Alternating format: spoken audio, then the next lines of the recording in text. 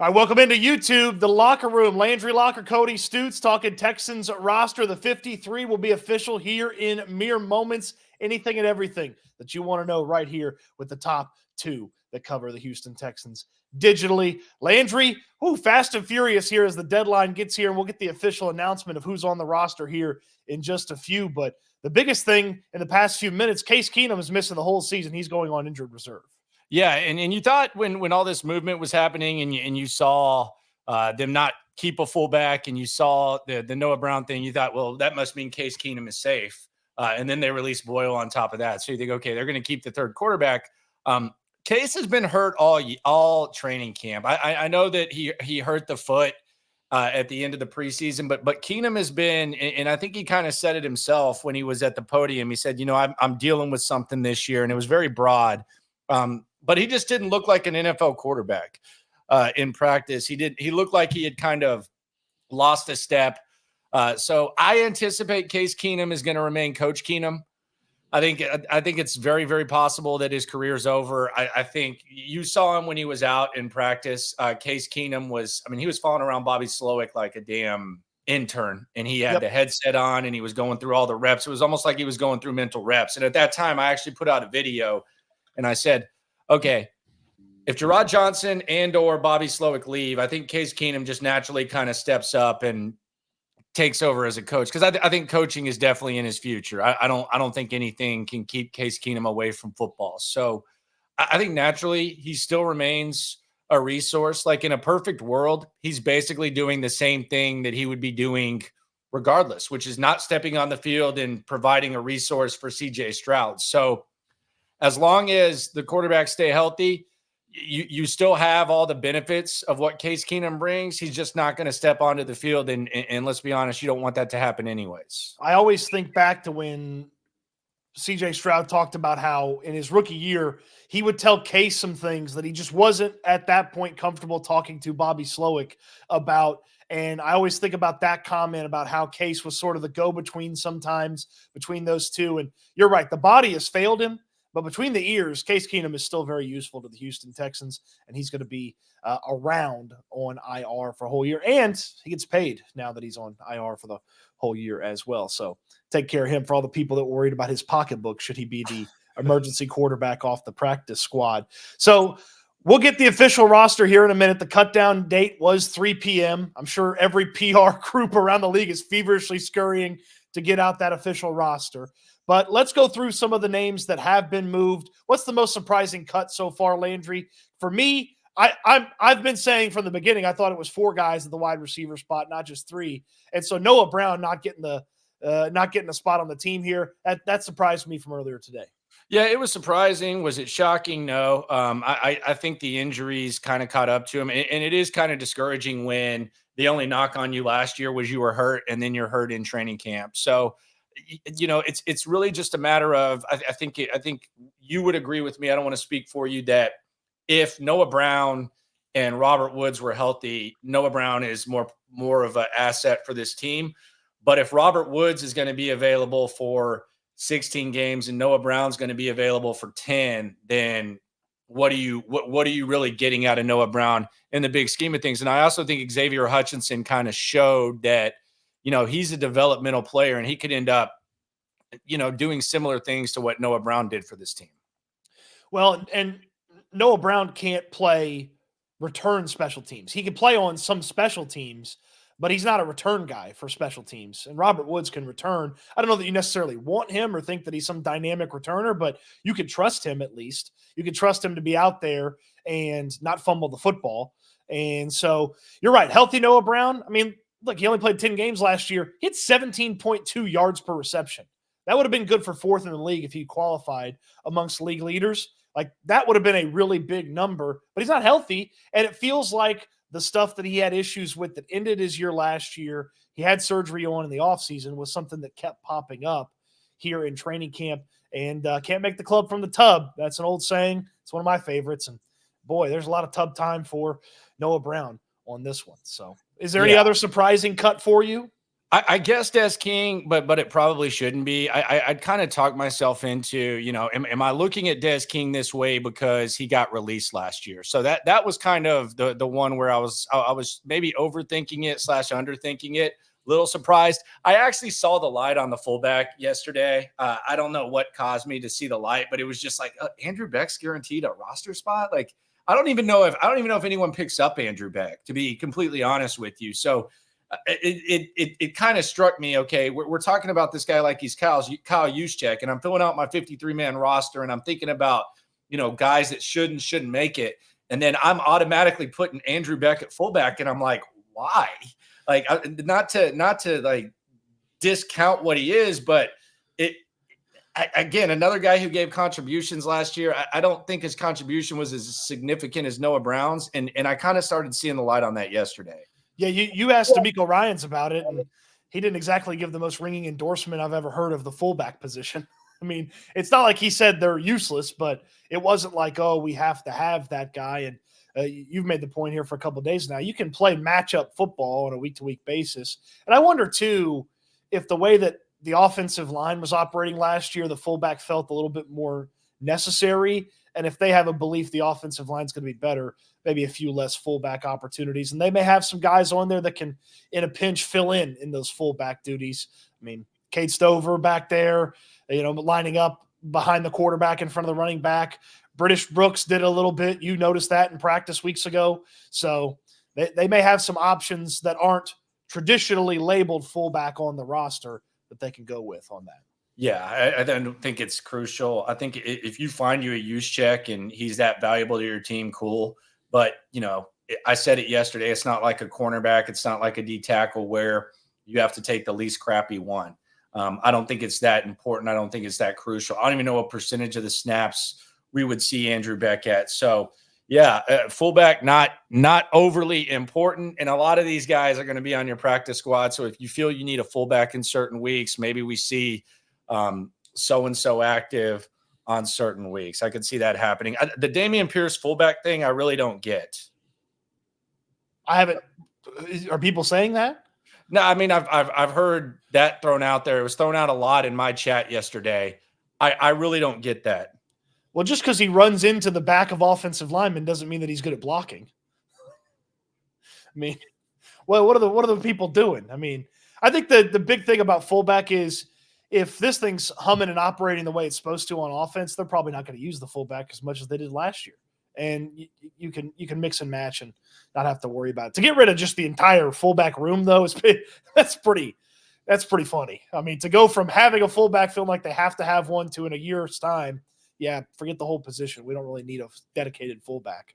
So I wonder if the special teams caught up with some of those guys too, like how useful you can be in this thing or that thing when it comes to special teams. Well, the other thing about the special teams is that I think that perhaps Chris Boyd has replaced D'Angelo Ross as Frank Ross's guy. Maybe, I'm not sure. Frank Ross probably gets like one or two guys that he just thinks he really needs on special teams. And we can say what we want about Chris Boyd as a corner, but he does bring some juice on special teams. It's initial. I could see them going to the streets and bringing in someone else, but maybe Chris Boyd is kind of Frank Ross's new guy when it comes to a roster spot for special teams. It's worth noting, you mentioned it, it's the initial 53. There's going to be stuff that changes in the next few days because it's not like waivers run immediately and all those kind of things. And sometimes teams keep guys with the intention of trading them. They can't find a partner. They move on, stuff like that. So the 53 that we talk about today is the 53 today. It'll evolve quickly here over the next couple of weeks. Nick Caserio, we know he loves to make a couple of moves here and there. We talked a little bit about him. Are they going to miss Noah Brown at all, Landry? I don't think so. Like, if everyone's healthy, I don't think you miss Noah Brown because this year you have Stefon Diggs. And I think the one thing that all three of these receivers have is they have versatility. Some of them can line up in the slot. Some of them can line up outside. And then I think Hutchinson and Mechie have gotten better. So you have them, and then Woods can do what he does. So I don't think you miss Noah Brown. Now, if you get to a situation where Nico Collins, Tank Dell, and Stefon Diggs are out, and that's kind of the equivalent of some of the situations Noah Brown found himself in, then maybe you could use a Noah Brown, but as long as these guys are healthy, like as far as production and as far as what we've seen from Noah Brown the last couple of years, I don't know that you miss him too much, but I don't want to minimize the contribution Noah Brown made last year. Even in limited duty, they don't get where they got without Noah Brown. They don't win the Cincinnati game. I don't know that they win the Tennessee game without Noah Brown. So I'm not trying to minimize they don't win the Tampa game without Noah Brown. So I don't want to minimize what he did. I just think this is kind of new to us, and it's new to Nick Caserio and company. You're getting rid of some good players. Like you can go back and remember Andrew Beck with the kickoff return. You can remember Andrew Beck with the touchdown against the Colts on primetime. You can remember Noah Brown turning it up 75 yards upfield to completely turn around that Tampa Bay game. You can remember Noah Brown getting those extra yards so that Amendola can kick it through the upright against Cincinnati. You can remember him just strongly going across the middle and catching that pass from Case Keenum, who's also not on the squad. You can remember Des King making plays last year. The better you get, the better the depth gets. We haven't been used to it the last couple of years, but you're going to say goodbye to some good players. And that's just kind of the bittersweet nature of improving your roster and getting better ball players. Yeah, Noah Brown played 10 games last year. He had the 2 150-plus yard games back-to-back in the middle of the season. And then there were some times where he was playing hurt down the stretch. It didn't look great. He wasn't available. He wasn't available this year. And with the addition of Stefon Diggs, throwing the football to Joe Mixon out of the backfield, you obviously bring back Tank Dell, Dalton Schultz, and Nico Collins, who are your top 3 receiving guys. You start to see how the necessity for a guy like Noah Brown goes down. And then by virtue of Xavier Hutchinson, John Mechie being out there, having good camps, Mechie coming on strong there at the end, it finally kind of turning the corner for him, it's pretty easy to move on from a guy like Brown. No doubt. All right, Desmond King, yet again, the King is gone again. And this means that Jalen Petrie is going to play the majority of the snaps as that third cornerback / nickel cornerback / slot cornerback / star, whatever you want to call the position. No Desmond King means that they have full confidence that Jalen Petrie can get this thing done. Yeah, and that kind of scares me a little bit. I'm not going to lie. I like what I've seen from Jalen Petrie. I think based on every opportunity he's had, I think he's gone above and beyond. I just, it's hard for me to imagine that in situations like in-game situations where it's not base offenses and there's game plans and stuff, there's not going to be a situation where a Shane Steichen or Andy Reid or just pick an offensive coordinator sniffs out Jalen Petrie and kind of challenges him in coverage. Like it would be incompetent not to. So I feel good about Petrie's new role. I think it's the best role for him. I'm a little bit nervous about it. And now we kind of look to the back and we see Eric Murray is pretty much your starting safety, which little bit scary for me. Just a little bit. But as far as Jalen Petrie and what he's done, I think you got to have some sort of appreciation for that.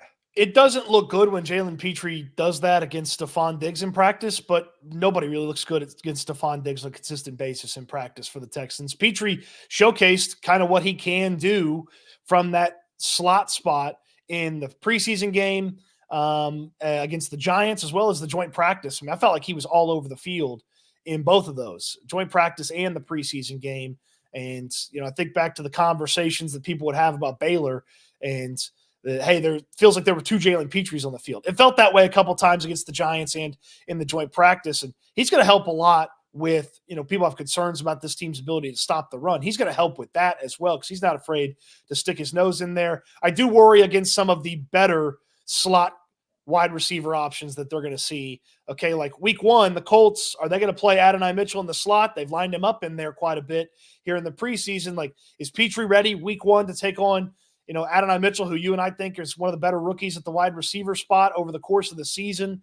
Is it going to be good enough? And then can Murray hold up? And look, if Murray can't hold up, Murray gets hurt again. Look, Kalen Bullock's looked nice. I mean, it's he's come on, gotten better as camp went along and the preseason went along. So you've got him to slide in there and be a backup option if Murray is A, not getting it done, or B, gets injured again like he did last year. The thing that kind of scares me about that, though, and I'm a Kalen Bullock fan, I think a year from now we're talking about him being a starting safety, and I don't think I've seen them get more excited when they made a pick than they did when they drafted Kalen Bullock, which immediately, kind of got you some interest. I think he's going to make plays, but when you're talking about a guy kind of being a safety net and reliable, I don't usually think of it as someone who needs to go through the growing pains of being a DB in the NFL like him. So that kind of scares me. I mean, it almost seems like it should be the other way around, where a veteran is like Eric Murray is kind of the safety net for the rookie. And I don't think that the rookie is ready to play, 85% of the snaps or whatever it would be for a guy to be a starting safety. But that does kind of make me nervous when, we're saying, okay, well, you can bring in Kalen Bullock. Yeah, you can. But if it's, unless it's just a situation where you're putting him in the right situation, if it's like something because the guy in front of you is struggling, I anticipate every rookie DB in some way, shape, or form is going to struggle. So the safety position, a little bit scary. It's not terrifying. It's a little bit scary. Corners, eek. 3 down at corner. I think this is the worst I've felt about it in the last 3 years. 1-2, you feel good. I'd rather feel good at 1-2 and not as good at 3 down. But 3 down, I think this is like as uncertain as it's been. I'm a lot more confident in the safeties while they're healthy, and unfortunately, they've got all. It seems like some sort of injury history associated with them in MJ Stewart, Eric Murray, and Jimmy Ward. And then, okay, let's see if the rookie and Jalen Petrie hold up as well. I'm a little bit more confident in the safety room. I'm right there with you in the cornerback situation. They probably need to go find a veteran that they trust to stick there as the backup outside cornerback. Like Desmond King, part of the reason he's not on here is they didn't trust him to be outside. He previously played outside in his career a little bit, but like he never practiced as outside corner, it felt like. So they've got, Jeff Okuda's the guy. If Derek Stingley or Kamari Lassiter need to take a playoff or need to take a couple weeks off because of injury, like you're going to Jeff Okuda, like that's dicey. And there may not be a super clean option. You may just have to hope and pray that Stingley's playing 17 and Lassiter's playing 17. But Okuda's good. Hope. That's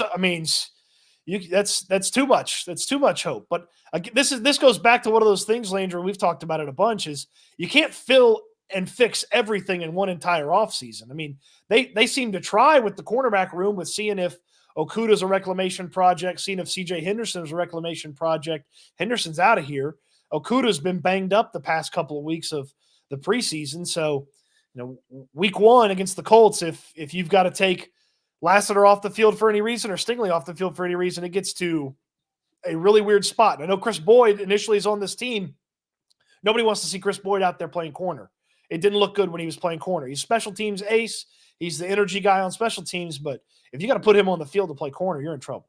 Yeah, and by the way, it is the reaction. We're waiting for the official 53 to come out, and we are over 1,000 deep, 600, 400. So we're over 1,000 deep right now. And we appreciate you for rolling with us and roll with us throughout the season. We will have some special collabs in store for you on top of our other channels, and you've come to the right place if you want to get the reaction of what's going on with the Texans and the 53, which we're waiting to roll down. The interesting thing for me, if we look at this, they have 5 running backs right now, it looks like, that they're going to go with. They have Mixon, Akers, Dare, Pearson, Brooks. Now, there's talk, could Brooks be your fullback?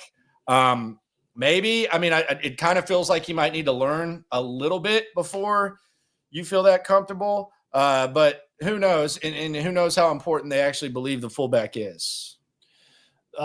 It's something that's popped up in the past couple of weeks, and if they care about it that much, then it's kind of a curious thing to have it be British Brooks, who started his career a couple weeks ago in the NFL, a couple months ago in the NFL as a running back. Like that's not something that he started from the beginning of camp. Like it's been a past couple of weeks type thing.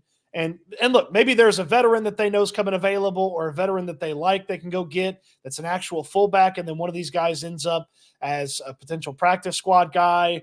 But British Brooks, I don't believe he's here to help out that running back room. That running back room is pretty well squared away. Joe Mixon's the top guy. If you've got to go to somebody behind Joe Mixon. Is it? Well, I'm not saying that hold on now. I'm not saying it's a talented room. I'm just telling you they have the guys that they're going to go to in order that are currently on the roster. Okay.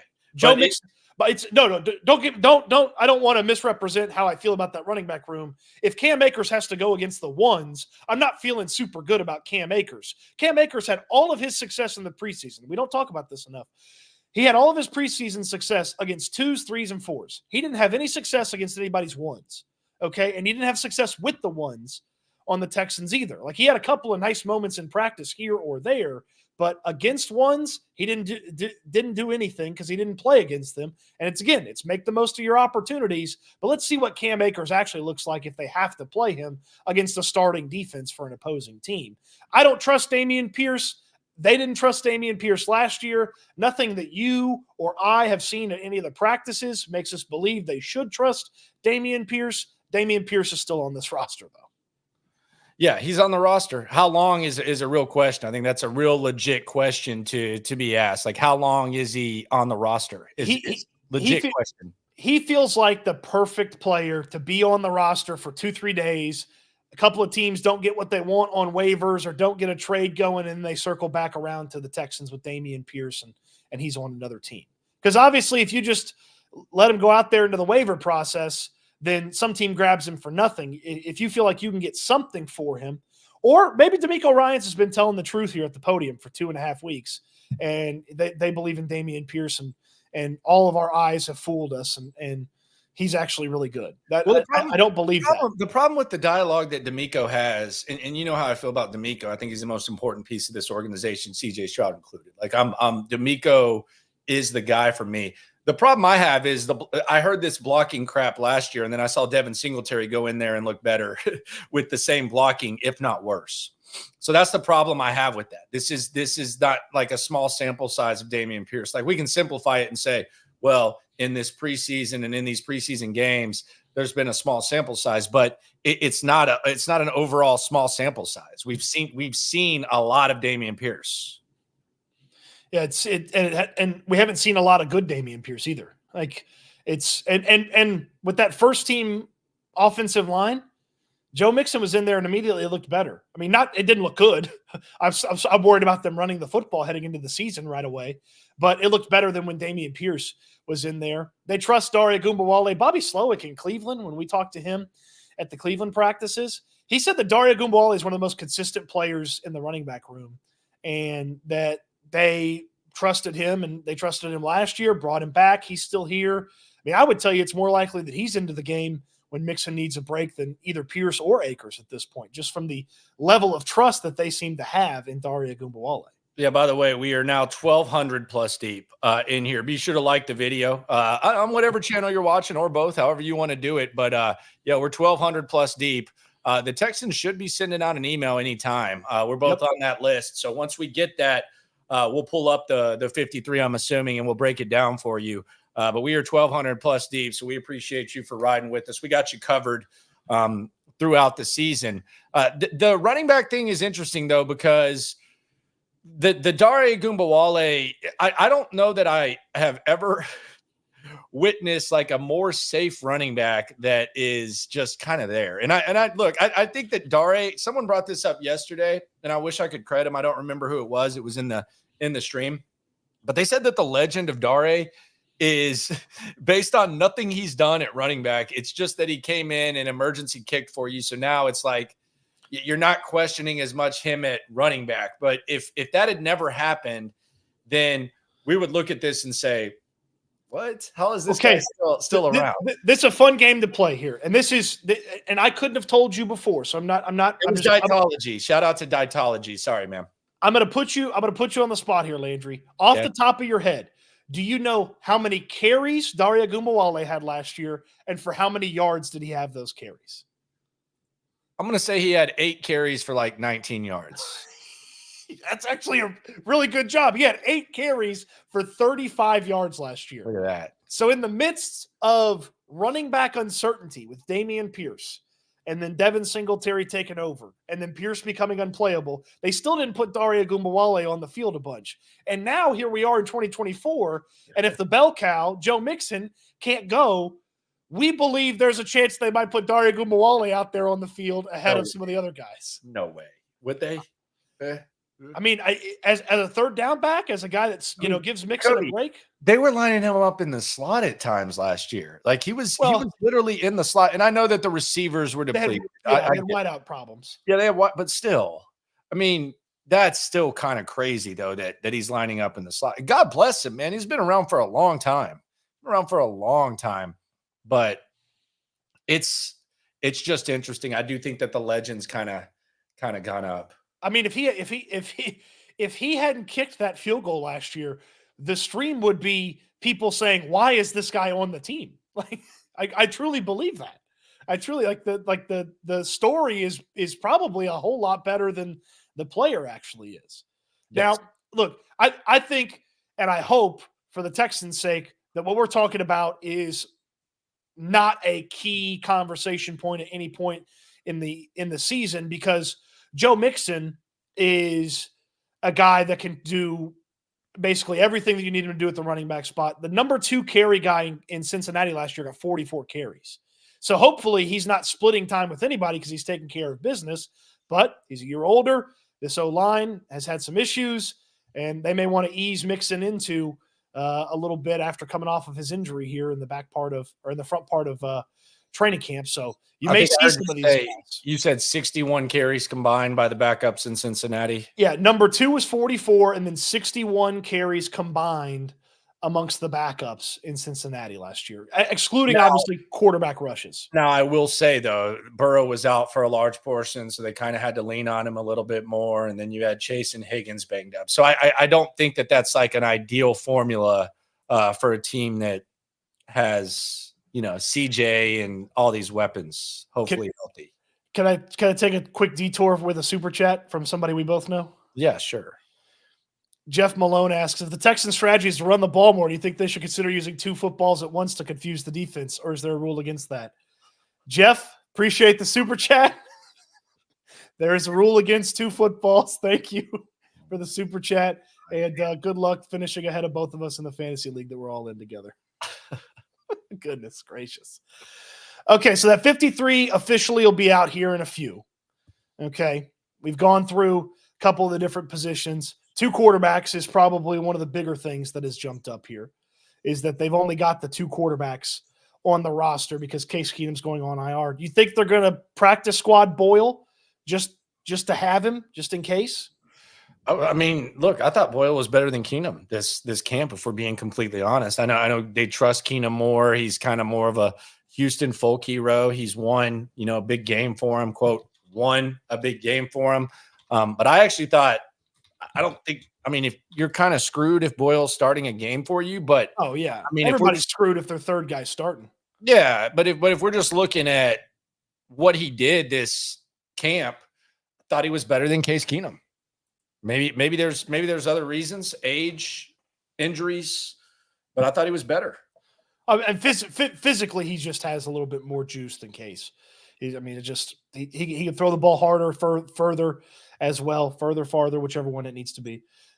So that's kind of the big thing on offense. So to go along with, we talked about the running backs a second ago. Wide receiver room, no Noah Brown. Robert Woods gets the job there. And I guess, is Robert Woods going to be sharing punt return duties with Tank Dell, you think? We're going to see more Dell at punt return than people are comfortable with. I know that's a touchy subject for folks. I'm comfortable with it. I'm fine. I am too. I want him there, especially if you've got Collins and Diggs healthy, so that Dell gets, a snap or 2 to catch his breath after the special teams rep. Like, I'm comfortable with Tank Dell at punt return, but there are so many people that just get so nervous because he got hurt last year, not even on a special teams play, might I add. I guess they want the reps to be limited. I don't know where the nerves from Tank Dell comes from. The head coach stood up there and said, the moment Tank touches the football, the crowd should stand up because he's going to be electric. And don't have him run a slant. It's yeah. You can't play football that way. You can't play football scared. Yeah, the flukiness of the injury last year, I think it kind of freaked people out, rightfully so. But I don't think you're gonna. It's not like a punt return. He sees the guy coming towards him, and he's pretty good at making a miss. And you can get hurt at any time. So, yeah, let Tank Dell do his thing. Let him return punts. I do wonder who they have back there, because I thought Des King could potentially be their best returner. We haven't heard about Steven Sims getting released. Maybe he's one of the beneficiaries of this. Maybe they figure something out there. That's a lot of receivers to keep. But all right, got a breaking news item here for you. Okay. Aaron Wilson reporting that Christian Harris is going to go to IR due to a calf injury. He'll be designated for return. So that's 4 weeks, right? He will miss the first 4 weeks of the season at least. If you remember last year, that's Juice Scruggs, Titus Howard were both designated to return. Scruggs missed a lot more than just the 4 weeks. So he misses at least 4 weeks with the calf injury, according to Aaron Wilson. Yeah, and I never felt good about it. Like the whole fact that if he would have never come back, I would have felt better than him coming back for the 15 minutes that he came back and then getting hurt. But that's huge. I mean, I don't think you can minimize that. They added Azeez Al-Shaair, but you can almost make a case that regardless of whether you think he's a little bit better or comparable to Cashman, that's kind of just a quote wash.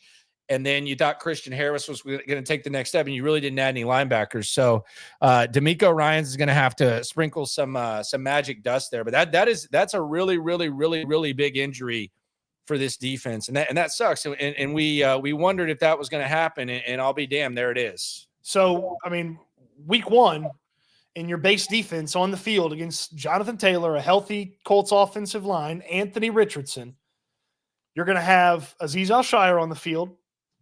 I'm comfortable with him. I feel like he's going to be a really big improvement over Cashman. Then you're going to have Henry To'o and Jake Hansen on the field. That's your linebacking group when you're in your base formation, week 1 against Jonathan Taylor, the Colts offensive line, and Anthony Richardson. That's a little scary. Well, and what makes it scary, if you want to, I know we're focused on the 53, but if you're just tuning in, Christian Harris not going to be starting out the season, going to miss the first 4 weeks. The other thing about it is, Christian Harris's first year, and I know it was only his 4th year playing linebacker. He was kind of banged up as well, to the point where you even heard D'Amico Ryans last year say, well, this is basically his rookie season. And, he didn't get much experience last year. We don't know that he's going to come back and be the same guy. And even if he does come back and be the same guy, I think there was a lot of assumptions, and I think these were fair assumptions, that he was going to take the next step and elevate his game. And he was one of those guys with the arrow pointed up. So there's a snowball effect to this Christian Harris thing, where not only are you missing perhaps your best linebacker in the first 4 weeks, a guy that you were relying on to take the next step, he's going to be trying to get his legs under him and trying to figure some stuff out. So you don't know if you're going to get what a lot of people were kind of depending on. Man, this could be a mid-season situation before he's comfortable with this team, because he's got to come back. He's got to get in shape. It's a calf injury. It's not like you can do a whole bunch of cardio to be ready. So he's got to get healthy, get in shape. Then he's practiced half a practice with Azeez Al-Shaair. That's generous. That's generous. He's practiced a third of a practice with Azeez Al-Shaair. Might be generous too. He's had like 6 minutes. He's had 10 snaps of practice with Azeez Al-Shaair. Now we're getting closer. And so then he's going to have to get comfortable with him. And look, Harris played well down the stretch last year. Basically, in the Tampa game, he flipped the switch and was awesome the whole way through till the end of the season. So I am excited when he gets comfortable, but this may be November before he's back and comfortable at the linebacker spot. So you better hope Henry To'o got a hell of a lot better than he was last year. And you better hope that Jake Hansen's ready for an elevated amount of snaps. Yeah. And I like the preseason both those guys had. They're not Christian Harris. No, they're not. And what Christian Harris was, we were relying on it to be even better. So that is, of all the possible scenarios, that's the worst news that you could get, that Christian Harris is going to start on IR, just of all the possibilities. So that sucks. They're going to have to get creative. And Indianapolis is probably the toughest rushing attack you face in the first 4 weeks. But it would be foolish for me to tell you, oh, well, he misses the first 4 weeks and he's ready to go for week 5 when Buffalo comes to town. Like that'd be a foolish prediction to make. I just don't believe he's going to be ready in week 5. So a couple of pretty tough rushing opponents in those first 5 or 6 games that he's going to miss. It could be a lot worse, but that's some good opponents to. You got Indy, Chicago, Minnesota. Okay, that's fine, and then Jacksonville. So that's not ideal.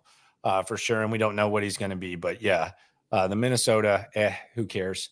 But yeah, that's tough, man. That's tough, and it's kind of a trend the last couple years.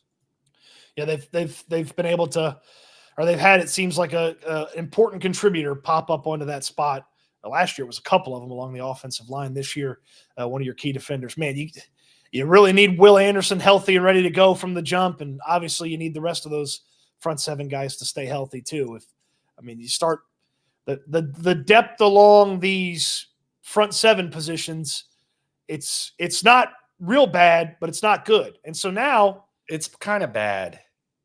Uncertain. I like Derek Barnett. He's not Anderson or Hunter, but I like Derek Barnett. Okay. Jerry Hughes for a limited amount of snaps, you could probably make it work.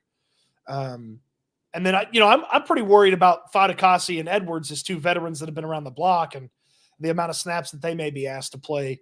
And so then you're putting in, Khalil Davis, some of the other guys around the defensive tackle room. They may need to go add another body to that room as well. I think they do. I think they will. Kurt Hinish is on short-term IR, according to Wilson. So who knows what that means? Another thing to pay attention to is, hey, you get a limited number of short-term IR guys. Remember they almost ran out of them last year, and they used their final one on Kaimi Fairbairn. Thank goodness they had that, or you'd have had Matt Amendola kicking down the stretch and in the playoffs. That wouldn't have been fun. But short-term IR management's got to be better than it was a year ago because, they blew through those spots pretty quick last year. And then they were almost missing their kicker because of it, So yeah, it's kind of important. All right, that official 53-man roster be down here in just a moment as well. Landry, what's the weakest area on this team? We just talked about some of the concerns that we had with some of the backups on the front seven. Where are they the weakest? I think the corner depth is a problem. You feel good about your top two guys. Corner is a problem. Linebacker now with Christian Harris, I think that's a problem, and in the D line. So you lose Christian Harris, and you lose other pieces that you thought were going to be good. The rave of Nick Caserio, you bring the guy from Tennessee, he's just a badass, and he's popped for 6 games. Nico Autry, your boy Nico Autry. He's going to be my boy. He's your boy. He was my boy, but as soon as he got popped for the roids, he became your boy. Yeah, I definitely look like I use steroids. But the only performance enhancer I use is cake. The two guys that two of the guys that were going to be like the bring toughness to this squad, Christian Harris cranking it up and him being out. I think the defense, if there's ever been a time for DeMeco Ryans to kind of sprinkle that magic dust, it's now. The good news is, though, I think where you are elite is what teams probably value the most, which is edge and corner, which are the two highest paid positions on defense. So while you look at these linebackers and you say, okay, where's the depth? And even on the top end, you don't feel great. And then you look at safety and you kind of wonder if you just follow the money, like edge guys and corners get paid the most. And I not only do I think that they're good there, I think they're really good there, assuming that those 4 guys stay on the field. This defense is clearly, the plan has been, hey, we're going to be elite at those 2 spots, edge and cornerback. And then the rest of the guys, the other 7 players on the field, need to make those 4 guys right. And sometimes those 4 guys will make the other 7 guys right. Like Will Anderson and Dale Hunter are going to just destroy things at different times. And it's not going to matter what Fadakasi or Edwards or Alshire or Hansen or To'o or whoever else did. You're not going to get to the safeties because Anderson and Hunter are going to get there. But, you have to be really good at those spots to make up for some of the deficiencies. And I like Alshire, but there's definitely up the middle some concerns about that defense. And really, if you wanted to say you're concerned about the whole defense, middle up, tackles, the linebacker spot, and the depth that they have there, and then the health of the safeties, I'd certainly listen to the conversation about that. I believe in a healthy Jimmy Ward. It just we haven't seen a healthy Jimmy Ward in a long time. Yeah, and that's been kind of a thing. And I don't know if Lassiter, someone asks, are you calling Lassiter elite? No, I think he has. Well, hold on now. Kicking it with Kunkel. Kunkel, Fox 26. I think he has potential to be elite. By the way, we're 1,500 plus deep right now combined. We're talking about the combination of the cornerback room. Yeah, I think you can be good there. I think you can be really, really good there for sure. I think you can be real good at corner. You've been worried about the offensive line all off season. Very much so. Yeah. Very much so. And going back to Aziz Al-Shaair, are we sure he's good? I mean, I'm not saying he's bad. Okay. Because you seem to just dismiss what Blake Cashman did last year and act like this is just a clear upgrade. And I think Blake Cashman was damn good last year. So I don't know. I hope you're right, but you seem really comfortable in just saying, well, they upgraded Blake Cashman. Okay. I mean, I hope you're right. I hope you're right. And at this point, you have to be. I just believe that what Cashman had to learn, like how well Cashman played at times after he grasped this defense and played well in it, is basically the starting spot for Aziz Al-Shaair, and he's going to build on that. So, like, as good as Cashman was at different times last year, like I feel like that's sort of the floor for Al-Shaair, and then there's a lot of potential on top of that. The floor. What Cashman was last year is the floor. I don't see a scenario where Al-Shaair is bad. I really don't. Okay, I'm fine with it. I'm good with it. I thought Blake was really good last year when he was on the football field. I believe that the knowledge of this defense is going to assist Al-Shaair in making it look better than Cashman. Okay. Like Cashman had 1 year in it and he had to learn it on the fly. And Al-Shaair is going into his fifth year in this defense. The 4 years in San Fran, he obviously ran a different one in Tennessee. So this is year 5 in the defense. Got the great relationship with D'Amico Ryans. And I believe that is a huge difference between those two guys, and that Al-Shaair is going to be a big upgrade. By the way, Aaron Wilson, I guess, is reporting now that Steven Sims is going to make the roster. So as of right now, we haven't heard anything official on Woods, Hutchinson, and Mechie. They have 7 wide receivers on their 53. 7. Are they keeping Sims as just a special teams only guy? Like he's literally he's just the returner. You can't put him out there as a wideout. I think this is extremely temporary. With what they're doing right now, especially with all the injuries. Like 7 wide receivers is a hell of a lot. A hell of a lot. Yeah, I mean, I don't. How does Sims doesn't fit the wide receiver room. He wasn't good catching the football at wide receiver, but he's obviously one of the better return options of the guys that are on the roster. Like guys that pushed him are now gone. Like Desmond King would have pushed Steven Sims in camp, but Desmond King's off the roster. It's like Sims is on.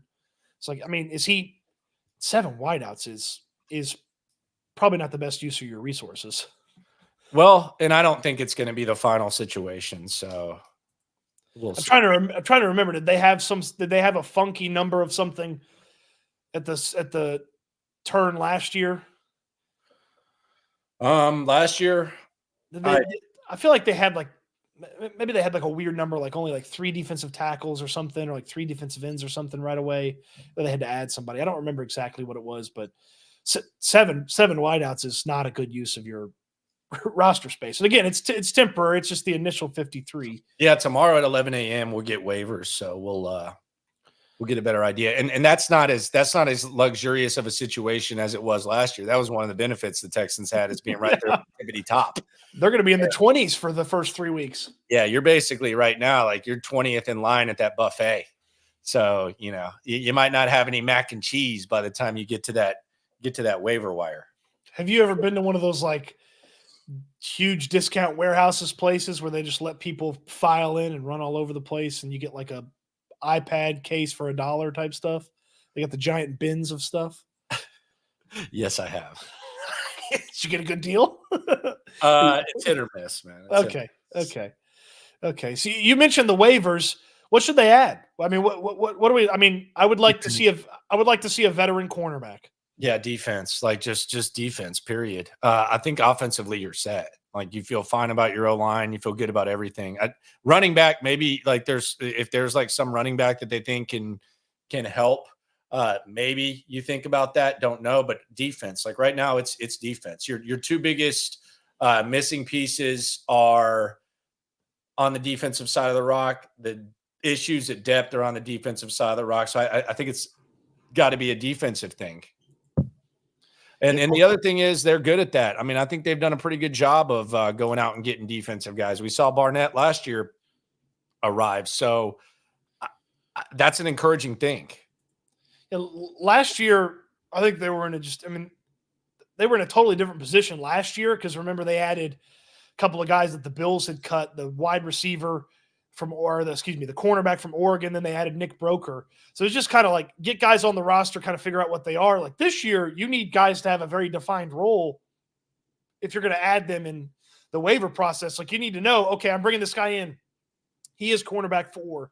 He is cornerback 3 right away for us. If there's a veteran offensive lineman that they like, okay, he is the backup at this position. Like we know Fisher's the backup tackle at both spots more than likely, and then Patterson's your backup center. But you know, if there was a guy they loved for backup guard, okay, you know, or a guy that could jump right in there if Kenyon Green's disappointing through the first few weeks.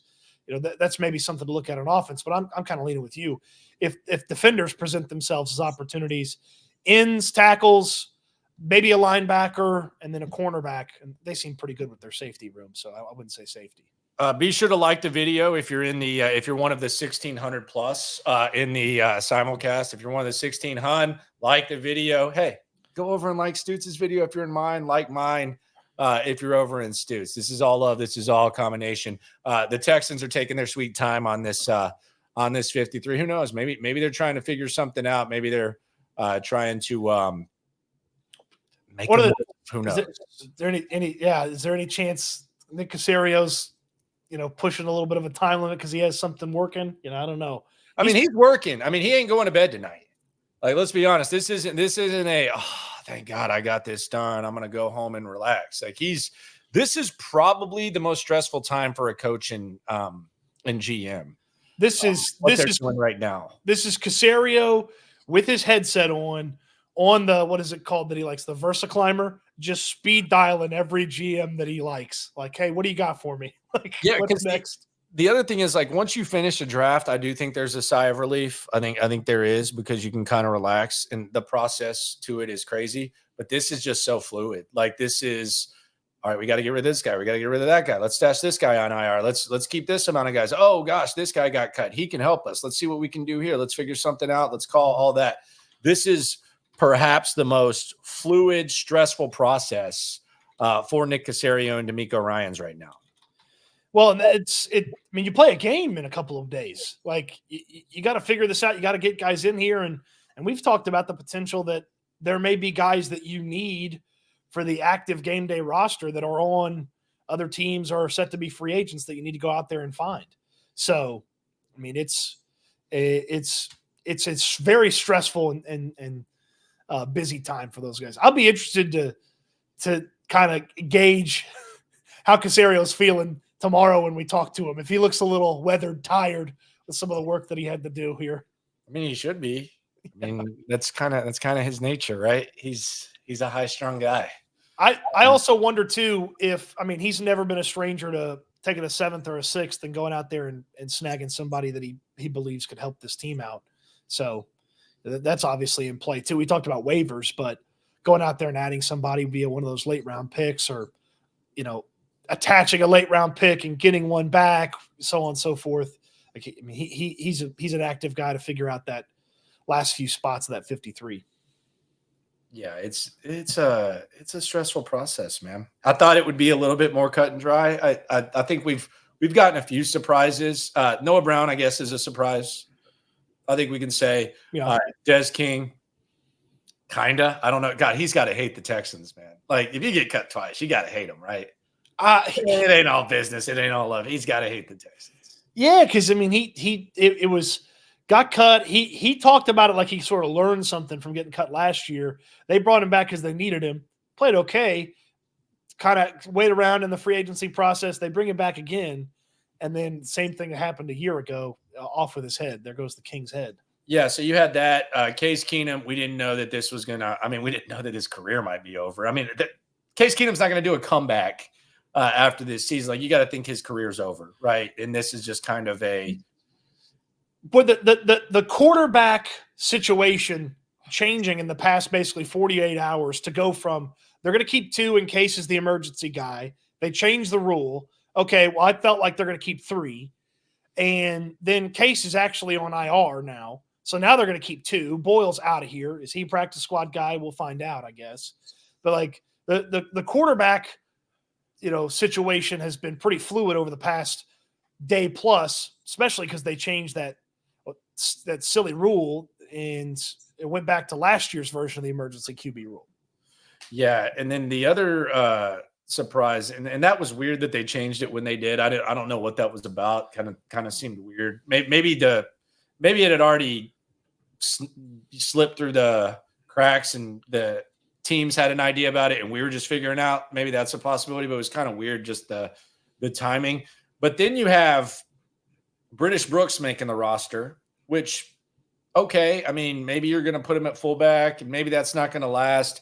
You had that. And then Henderson, some would say maybe Henderson is a surprise, but let's just be honest. Like, sometimes, despite the fact that guy's been on 2 teams in X amount of years, you go back and you say, well, he's a top 10 pick. And you almost start like thinking about him like he was what he was supposed to be. And you just ignore the fact that he's on his 3rd team before his rookie contract would have even expired. And I didn't see much from Henderson to make me think this guy's going to be great. And the other thing is he was out for a very long time early on. It was almost like he was having to play catch up.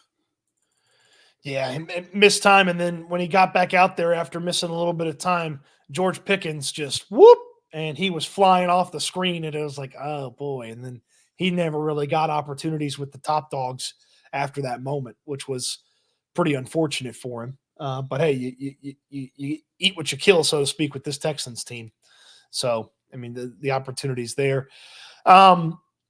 Jawar Jordan. So we talked about British Brooks making the team. Jawar Jordan's headed to IR, or let me rephrase that. He's waived with an injury, so he'll revert to IR if nobody claims him on waivers. So I'm here to tell you he's going to revert to IR.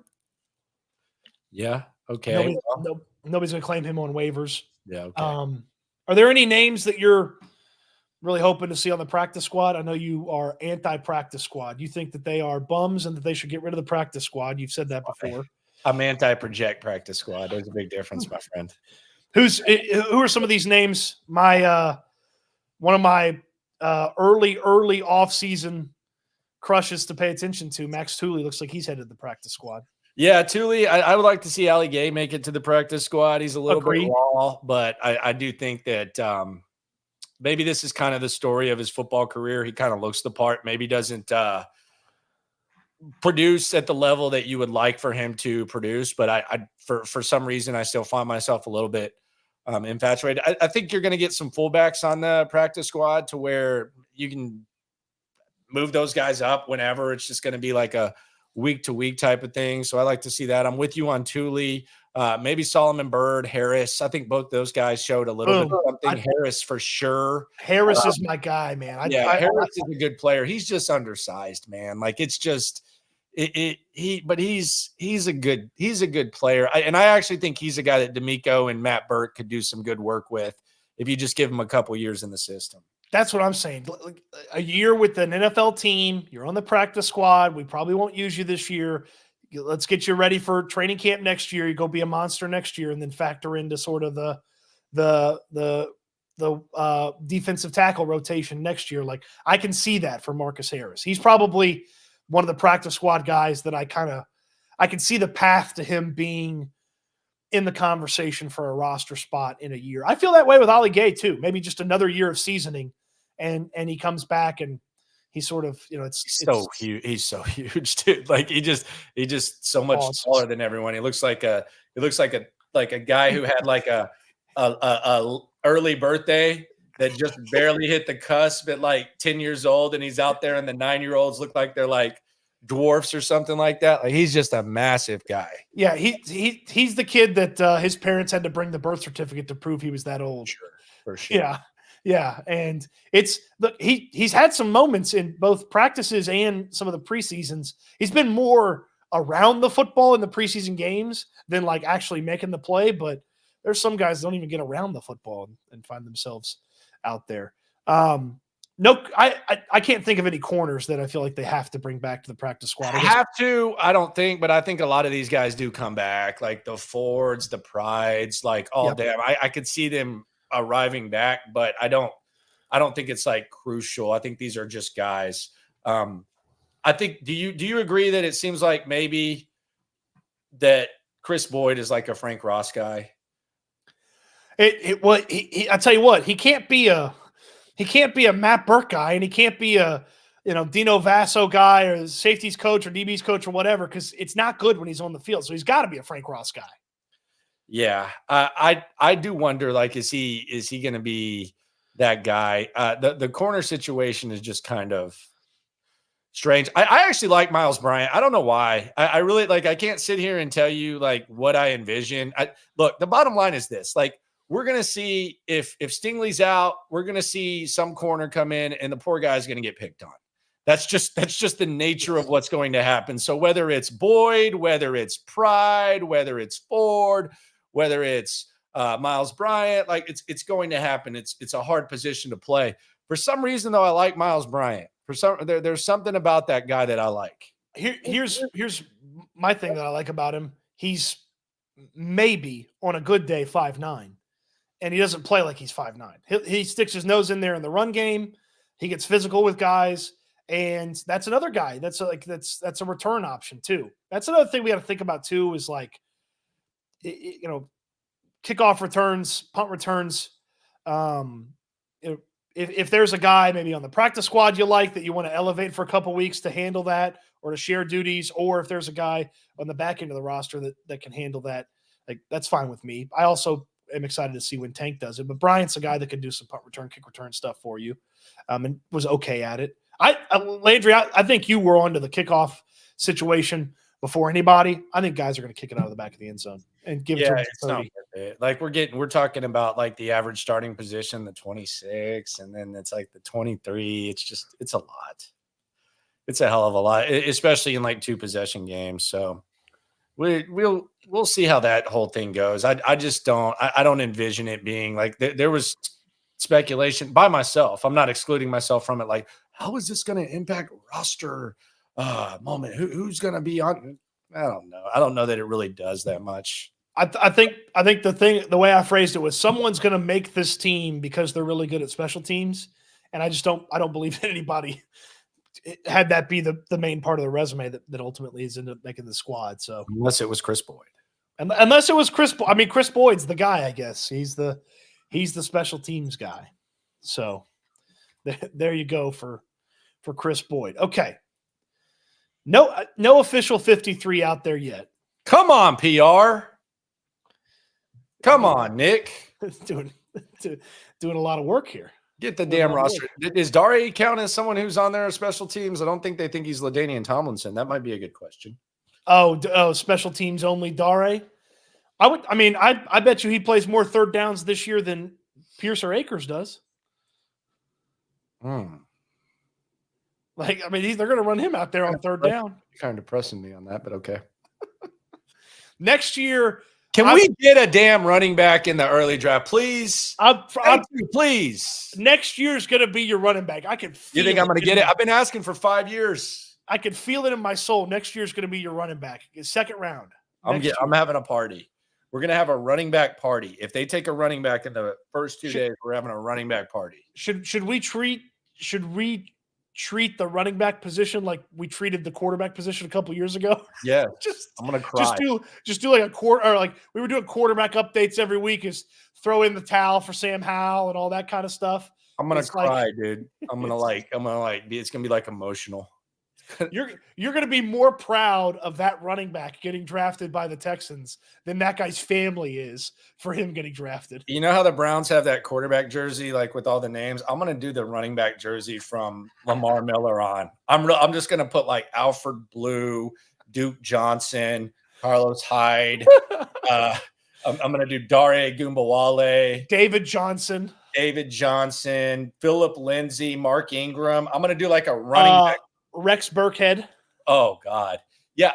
You know what? This is one of my better ideas. I am legitimately going to make the Texans running back jersey. Matter of fact, I'm going to write this down on one of my sticky notes because this is one of the best ideas that we've come up with on this go. The Texans running back jersey. Yeah. From Lamar Miller all the way to Joe Mixon. Yes. Texans RB jersey. There we go. This is going down. This is for next year's draft. So I'm going to have that. Who could forget Mike Boone? God. Oh my God. He actually made a couple plays one game. What game was that where he had like a 11-yard catch and like a 6-yard run? And I was like, man, this guy really might have some juice. Deontay Foreman. Shout out to Deontay. Royce Freeman. Did you say him? Oh God. Dude, I'm on this. The folks are saying that they'd buy this jersey. I don't think you want to buy this jersey. No, you do, because we need a running back. The running backs are neglected. This is going to be my protest. I'm doing this. Alfred Blue, come on down. This is one of your better ideas. It's going down. Dude. I'm getting the running back jersey. I got to make the list, and I'm going to do it. Yeah, the names suck. I think Mixon is the best back they've had, though, in all seriousness, in the last 7 years. I just want multiples. I want more. I want more than one back. But I actually think Mixon in the pass game is going to be scary. Oh, it's going to be sweet. Yeah, I think it's going to be nice. It's going to be sweet. He is the, I mean, like, and I thought I liked the way Bobby Slowick said it, and he wasn't trying to be flippant when he said it.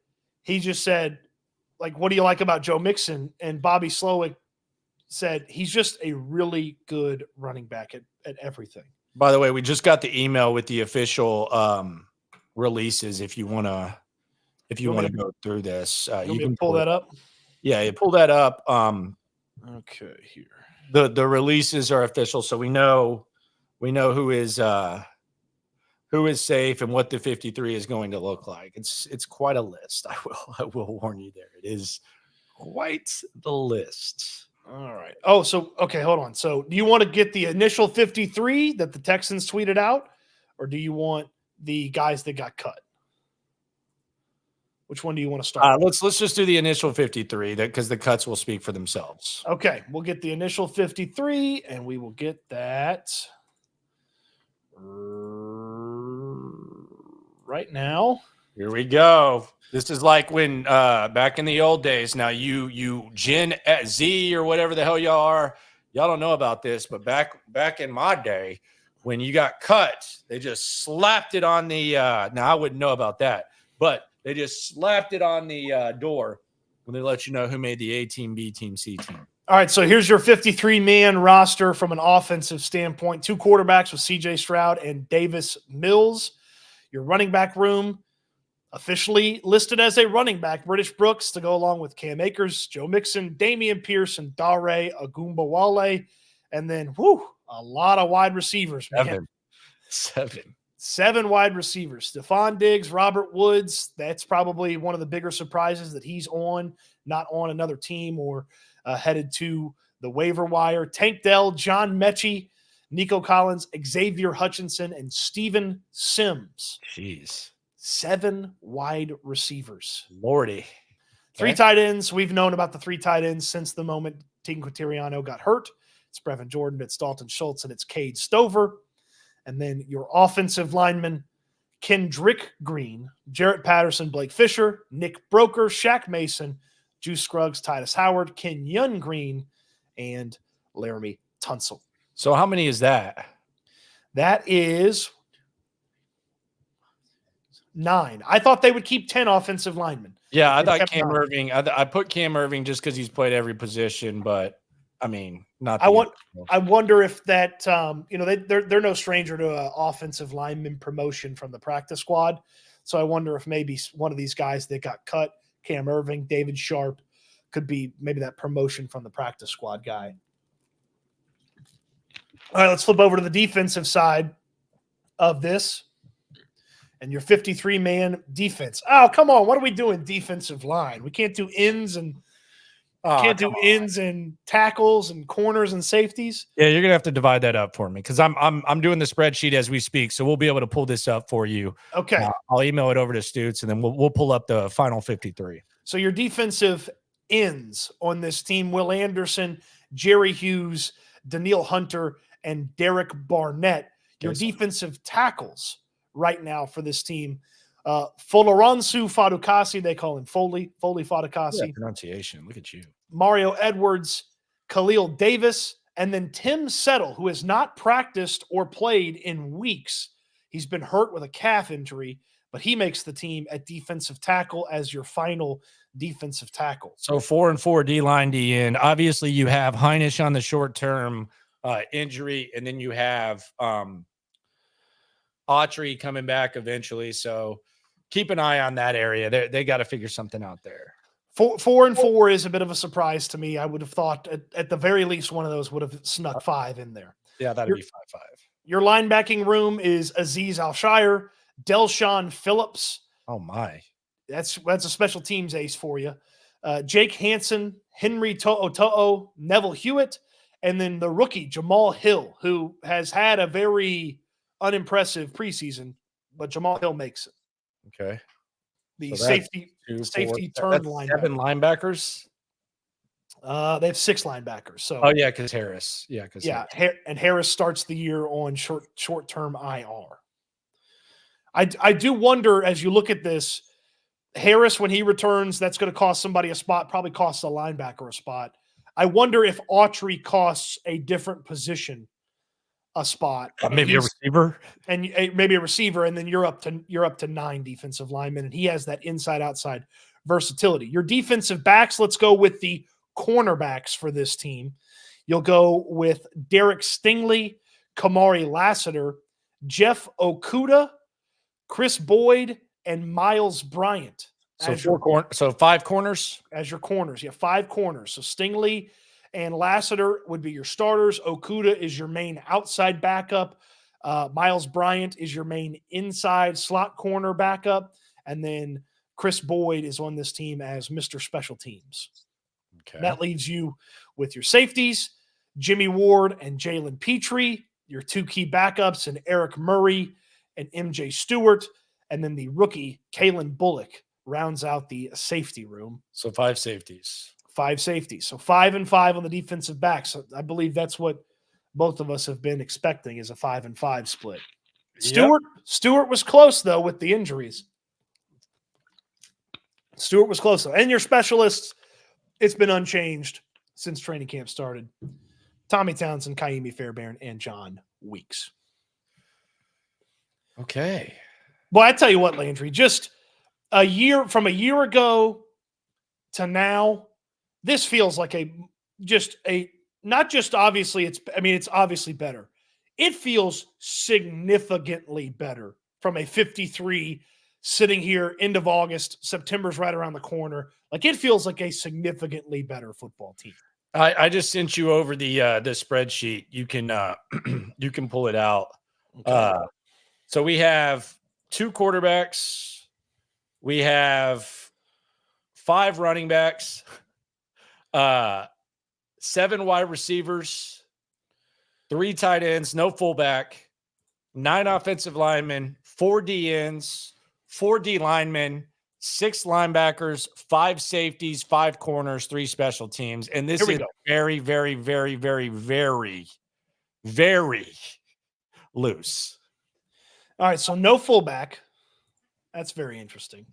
Now, you obviously like they count Stover, Jordan Brooks, figure that out. Yeah. I have proclaimed to the people, and you're about to hate this. I have proclaimed to the people that if they use British Brooks at fullback, I will refer to him as the British fullback as a nod to Howard Finkel's British Bulldog announcing. For all you wrestling fans out there.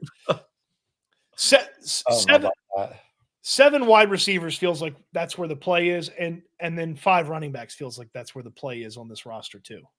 Like you don't need 7 of these guys. So I wonder if Woods is still potentially a trade candidate, and I wonder ultimately what they're trying to do with Sims. So yeah, and this is kind of in the sticks a little bit, but it does seem like Ross has been replaced by Boyd as the Frank Ross guy. I think you look right here at the bottom of the safeties and the corners.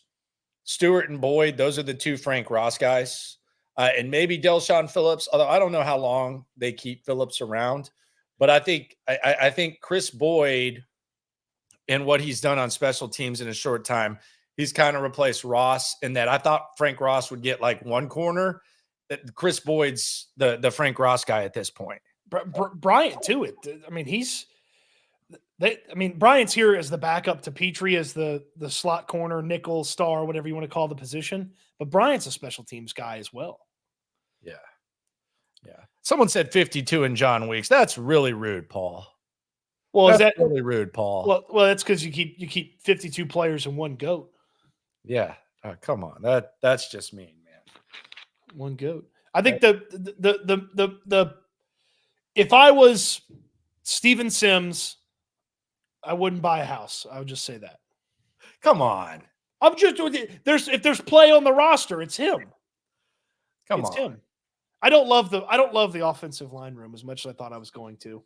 What did you want? Cam Irving? Like what do you mean?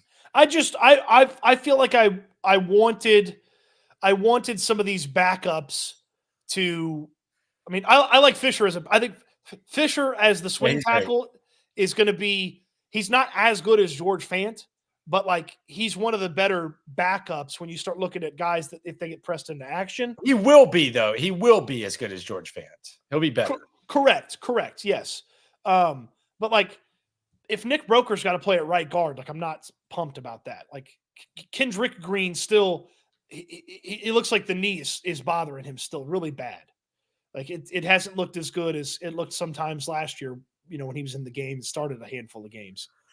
And I'm not sure about Kenyon yet. I mean, I know he's had some moments. He's gotten the D'Amico Ryans podium shout out, but I'm not sure about him yet.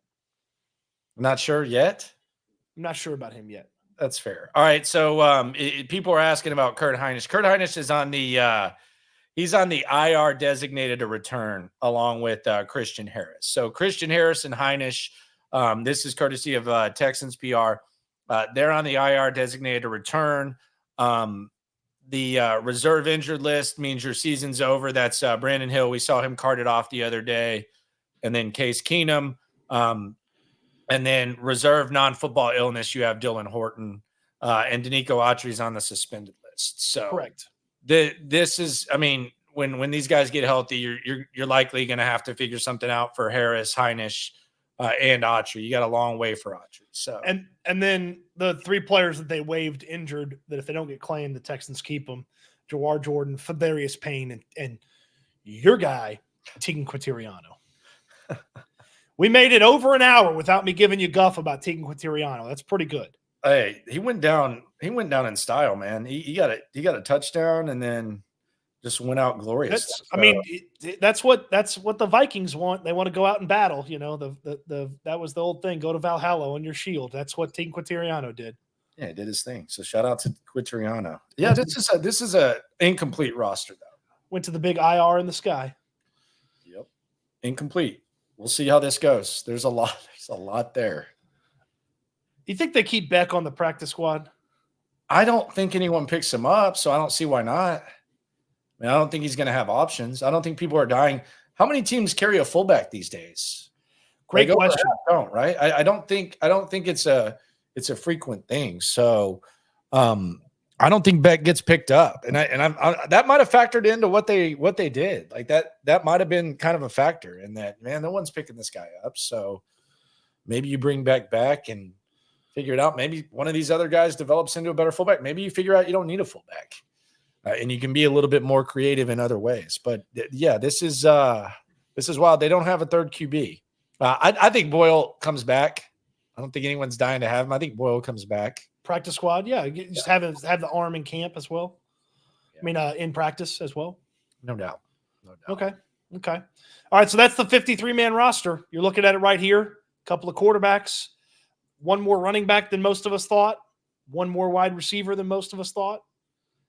And then everything else is pretty much around normal. Maybe you're looking at one additional defensive lineman, and then maybe you're looking at one of these cornerback names getting swapped out if the right guy becomes available. Hold on just a sec, man. All right. Moment of silence for Noah Brown. Thank you for your contribution, Noah. You are a Jersey tough guy. They do not make the playoffs without you last year. You brought an element of toughness. You were a guy that did not really produce much at Ohio State. Nobody believed in you.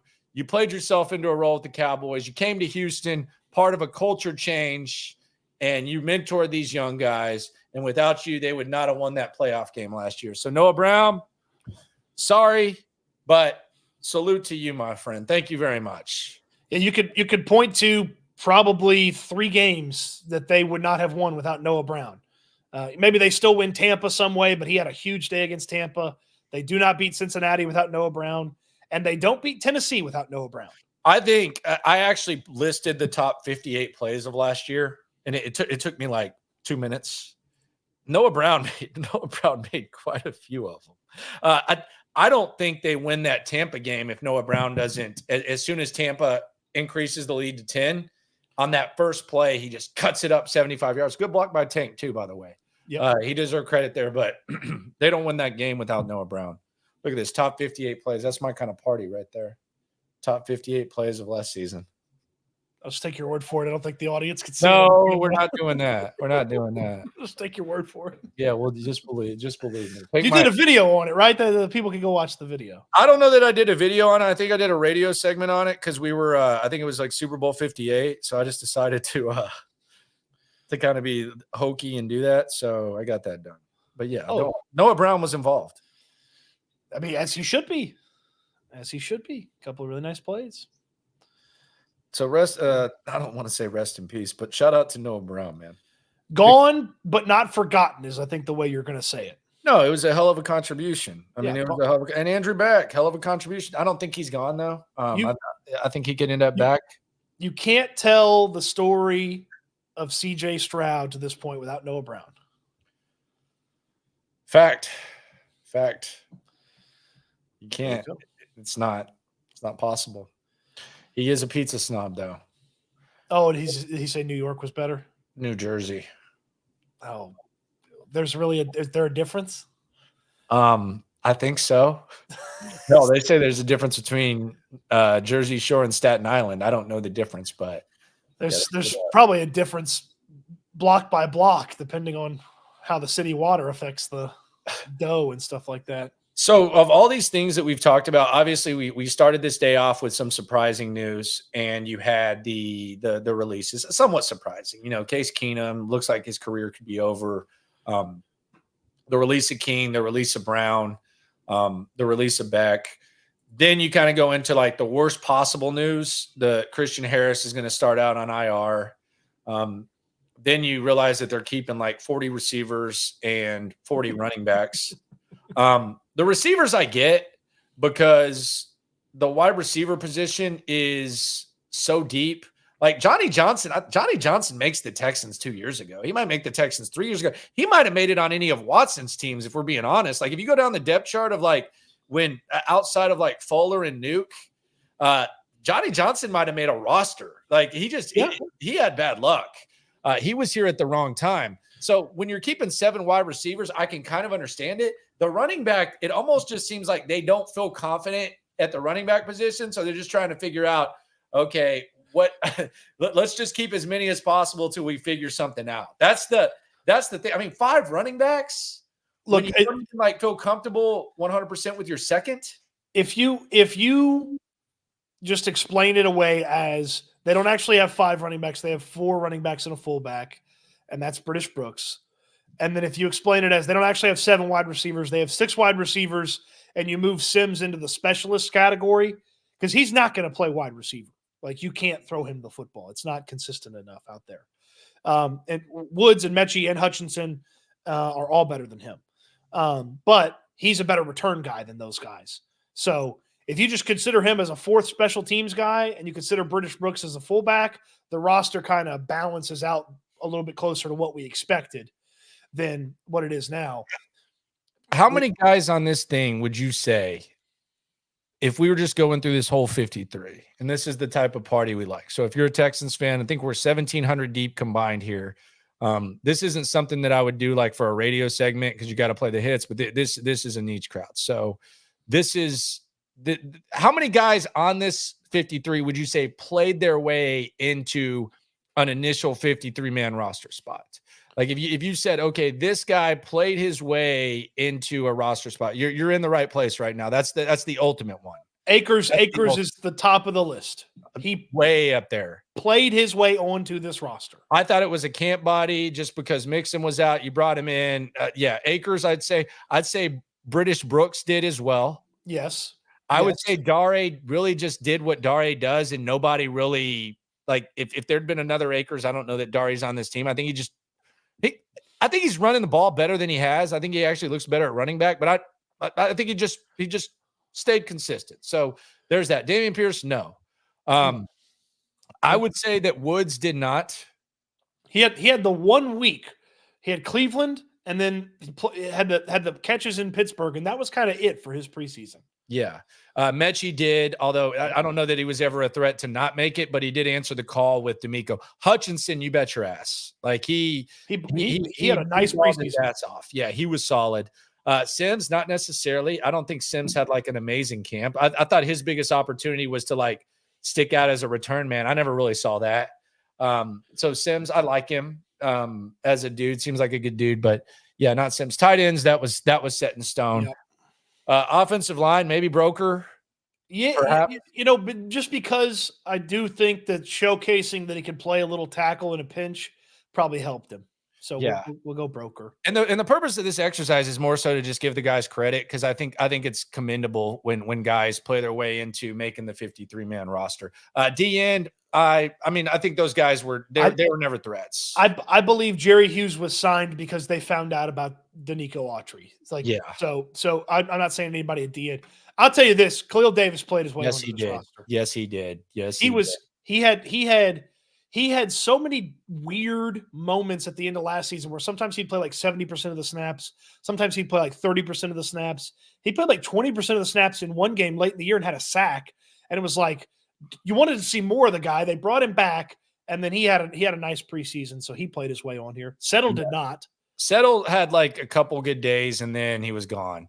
Edwards, I think he was going to be on the team no matter what, but he played his way into a starting role. And also Danico Autry kind of helped. These guys played their way into the starting defensive tackle situation. For sure. Hill, what about Hill? Hill. I feel like Hill had a bad preseason, but the roster crunch at linebacker might have allowed him to make the team. Yeah, Harris getting hurt helped him. This guy played himself onto the team. I think he played. I don't know if he played his way onto the team. I think he played his way into, like, you looking at him and saying, this guy might be able to contribute on defense, not just special teams. Key reserve. Yeah, I think Hansen has. Look, it's just camp, and I don't know if it translates to a game. I think if Hansen were not like a really, really good special teams player, I think there's a chance he still makes this team. So I'm kind of agreeing with you, like a jackass like me has been known to do. So I agree with you. He's one of the only linebackers that they train at all three linebacking positions too, which I think is probably important for him. Neville Hewitt was on for special teams. He's one of the special teams aces. He is one of the most impressive, like, just when he just thumps them when they're not tackling, like on special teams. I'm like, dude, I feel like if this were full contact, you'd be in the hospital. He is just a massive, massive linebacker. Him, Neville Hewitt, and Neville, to a lesser extent, Cade Stover. Those are the two guys that when the Mack truck's shifting gears, you don't want to be on the road. Like when those guys start to hit top speed, they're gonna punish you.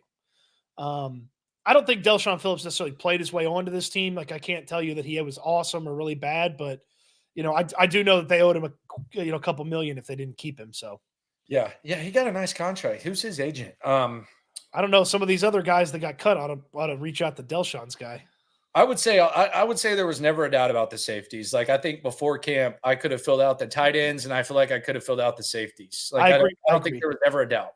I agree. The only even like kind of push was like, oh, Stewart's hurt. Could Lonnie make it instead? But they ultimately went with Stewart. It seems like he's going to be healthy. Yeah, I think and I thought Lonnie had a chance. I just don't know that he won over Frank Ross as much as you needed to. The other thing is, I guess you can say Petrie played his way into a new role that you feel okay about, and then which kind of essentially pushed Murray back to being kind of like your deep safety. Okuda, I thought he started out good early, and then he got hurt. I think the lack of depth kind of helped him. So I would say perhaps. And then Boyd, I think did. Those two guys played their way on. I think a lot of times when Boyd gets beat, it's not for a lack of effort, and he's in the right place at the right time. And on special teams, dude, I don't know what Boyd is on. Like, I don't know if he's just like naturally wired up, because I watched him play at Texas, and he was always kind of gassed up and pumped. But dude, the guy's never tired during practice. Like, that's got to be something that like a guy like Frank Ross likes. Like no matter what, whether he's on the sidelines, like every single play, Chris Boyd is high-fiving or running full speed and all that. Like they've got to kind of like that a little bit. And he played his.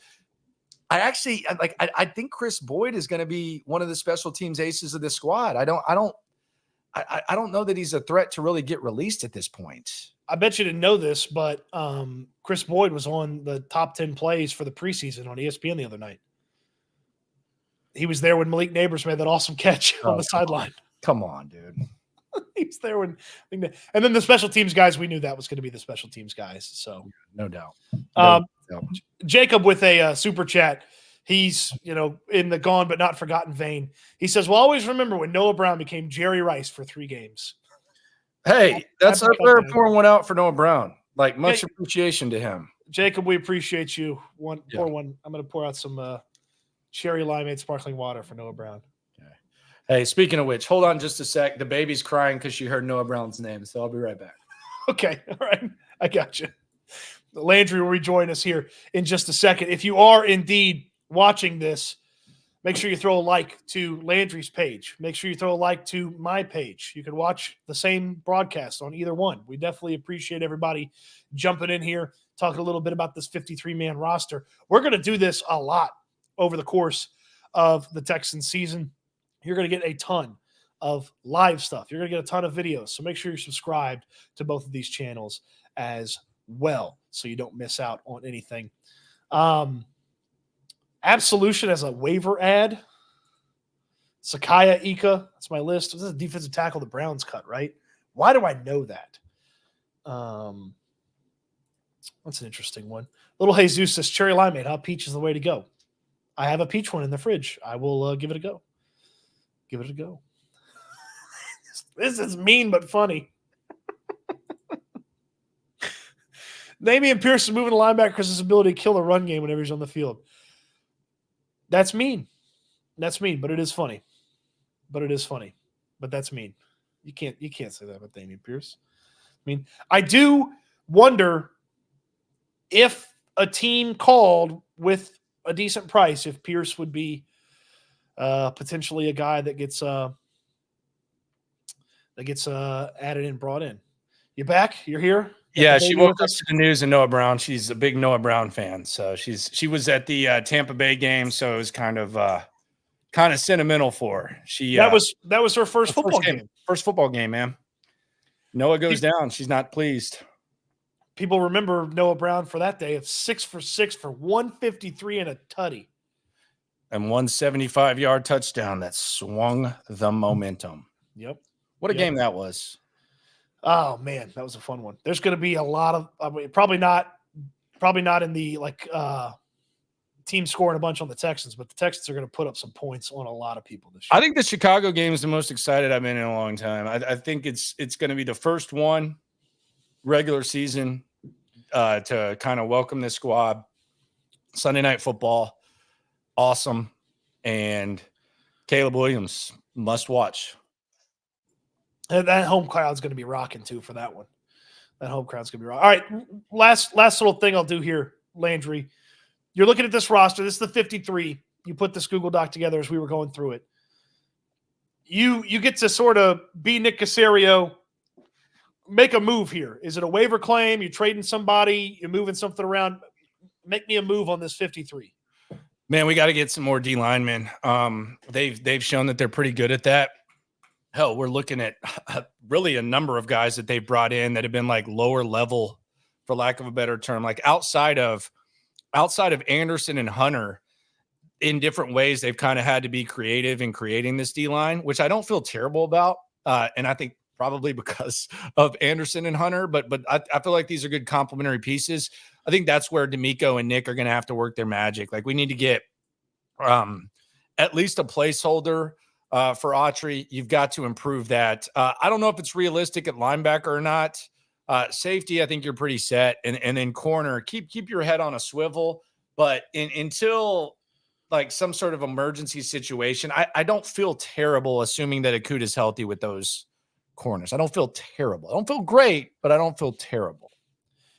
I tell you what, it would be really unfortunate if you had an injured Jeff Okudah basically not be able to play for like 2 weeks, and that basically cost someone else on the roster their spot. That'd be unfortunate. I look at 5 running backs. I just feel like that's too many. And a lot. If there's look, they seem to like him a lot, but if a team called with an offer.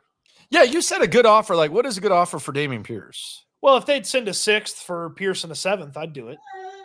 Oh, so you're going pick swap. Well, that's what they do with I mean, that's what Caserio did with Skoranek. He did a 6th for a Skoranek and a 7th, right? So I do Pierce and a 7th for a 6th. Just move up, a couple spots. Yeah, that's what you're. I mean, look, they're not sitting here on some gold mine of talent that they can move for somebody. Well, here's the question though: like, do you need you feel good about Akers and what you've seen? Do you need insurance for that? And it might not be the best insurance plan, Dameon Pierce, but do you need insurance for a guy who has torn his Achilles a couple times in the last 3 years? I've got insurance. His name's Daria Gumbawale. Okay. That's like having instead of all state, it's like all county insurance. It's like, what's that? Okay, yeah, I don't know about that. There's my other insurance, British Brooks. Huh? JJ Taylor on the practice squad, maybe. Huh? I like him, man. No, just add him. Just add a 6th running back. Why not? Yeah, I don't think so. All right, closing thoughts here. Look, we talked a lot about sort of that middle back part of the roster, mainly because that front part of the roster is loaded and set, and they are squared away. But we know it's more than just those 22, 23 starters that you put out there. It's a 53, and this is just the initial 53, and they're going to work through it over the next couple of days and figure this thing out. Yeah, and I think tomorrow is going to be a wild day. I think this can change significantly. I think by the time, as the content continues and we put out our lives and we put out the videos, I think this could change. It's a very fluid process. It's intense. I mean, we're what are we, 11 days away from the start of the season, 12?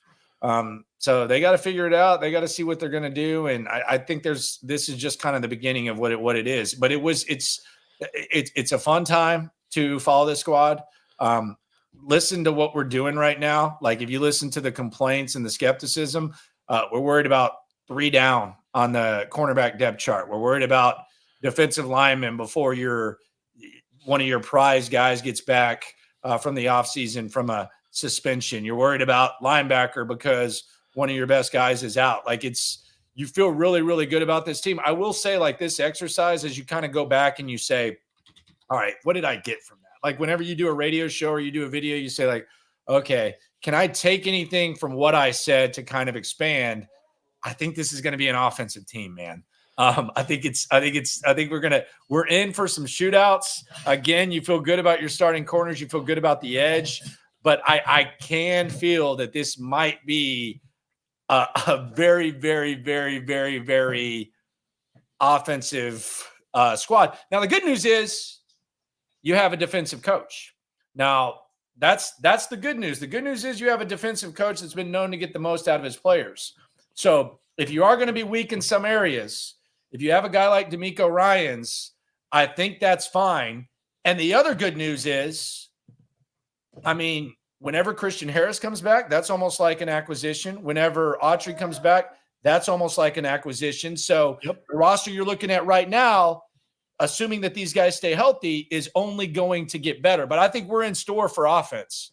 And I don't know if they're going to be able to run the ball either. So we might be in store for a lot of passing. That's fine by me, man. Make this 1998 and it's the home run chase. Start throwing it deep every time. I'm fine with that. And the other thing is, I don't like what's his name? Jim. Shout out to Jim. Appreciate you for coming through, my friend. He says you don't see a good defense. I see a good defense when healthy, but I also see a lot of depth issues. And when you have depth issues, a lot of times those kind of appear. Now, the good thing is a lot of it's uncertainty. So we'll see what it actually looks like. But yeah, I definitely see a strength. Offense is the strength. Like that, outside of running back, we're not debating much on offense. No, we knew the tight end room for weeks. We knew the starting offensive line and the key backups for weeks. We knew the top three in the wide receiver room for weeks, and obviously we feel great about the quarterback situation. You know, you're bringing back the play caller from last year and a lot of his offensive coaches, and you should be ready to roll from the word go when it comes to this offense. I'll tell you what, I'd be scared to death if I was a Colts defensive back week 1. This team coming to town, be scared to death. Oh yeah, that's gonna be a problem for sure. That's gonna be a really fun one. Week 1, almost here.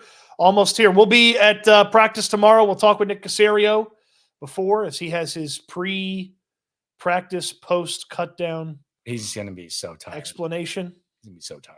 We might even see him drink caffeine. You know, he drinks coffee, doesn't he?